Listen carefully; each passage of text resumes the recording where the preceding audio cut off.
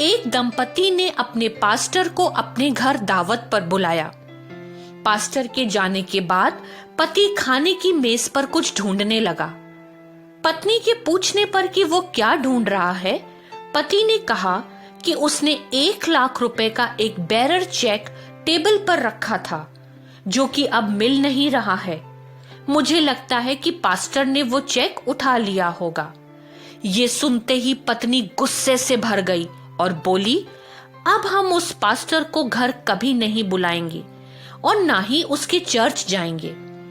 एक दिन पति पत्नी और पास्टर की मुलाकात बाजार में हुई और पास्टर ने कहा, आप दोनों कैसे हैं? आप लोग बहुत हफ्तों से चर्च भी नहीं आ रहे हैं। मैंने फोन भी किया लेकिन आपने फोन रिसीव नहीं किया। सब ठीक है ना? तभी पत्नी बोली, 2 महीने पहले आप हमारे घर दावत के लिए आए थे।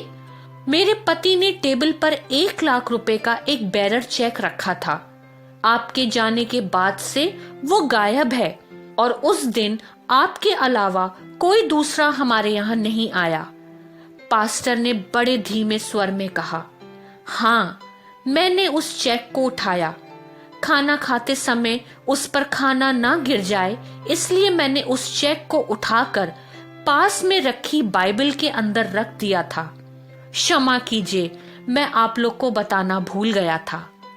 पत्नी ये सुनते ही शर्मिंदा हो गई और दोनों ने पास्टर से क्षमा मांगी और जल्दी जल्दी अपने घर चले गए। घर पहुंचकर जब उन्होंने बाइबल खोली तो चेक उसी में था।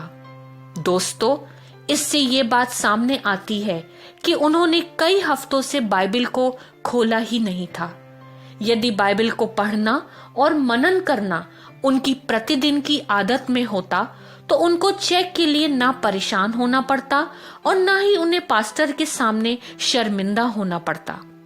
दोस्तों, परमेश्वर का वचन बाइबल अंधेरे रास्तों में एक उजाले के समान है। बाइबल में लिखा है, तेरा वचन मेरे पांव के लिए दीपक और मेरे मार्ग के लिए उजियाला है।